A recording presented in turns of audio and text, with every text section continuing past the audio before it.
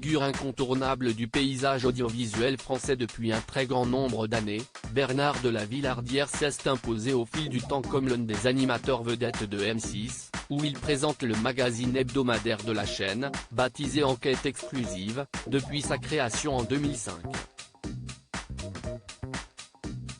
Auparavant, le journaliste était, depuis 1998, aux commandes d'un autre programme emblématique de M6, Zone Interdite.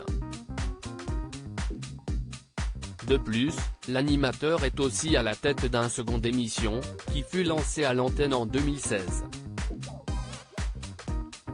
Alors qu'Enquête exclusive est diffusée chaque dimanche soir en deuxième partie de soirée, juste après Capital ou Zone Interdite, le magazine baptisé Dossier Tabou est quant à lui programmé de manière plus événementielle sur M6, et en prime time. De passage dans l'émission On refait la télé, présentée par Jade et Eric Dussart samedi 18 mars 2023 sur RTL, Bernard de la Villardière est notamment revenu sur le cancer dont il est atteint. J'ai un mélanome, un cancer un petit peu compliqué qui a récidivé. Mais, j'ai bénéficié de la recherche médicale et notamment d'un traitement d'immunothérapie censé potentialiser vos défenses immunitaires, et heureusement ça marche, a expliqué le journaliste, avant de faire une étonnante révélation à ce sujet. Je me suis fait couper l'oreille, donc ça se voit à l'écran.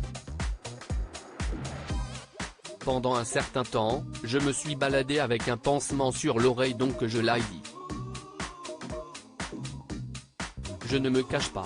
Je suis dans les salles d'AT&T avec tout le monde, je ne réclame pas de traitement particulier, a-t-il dévoilé. Bernard de la Villardière, 2 opérations pour soigner le cancer du journaliste pour mémoire. CIST en 2018 que Bernard de la Villardière avait publiquement évoqué son cancer dans les médias pour la première fois. J'ai eu un bouton à l'oreille qui a dégénéré.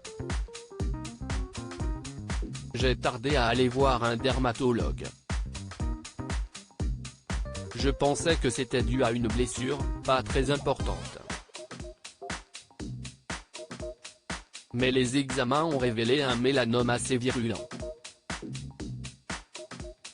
Oui, ça aurait pu être grave et se transformer en cancer dangereux, mortel.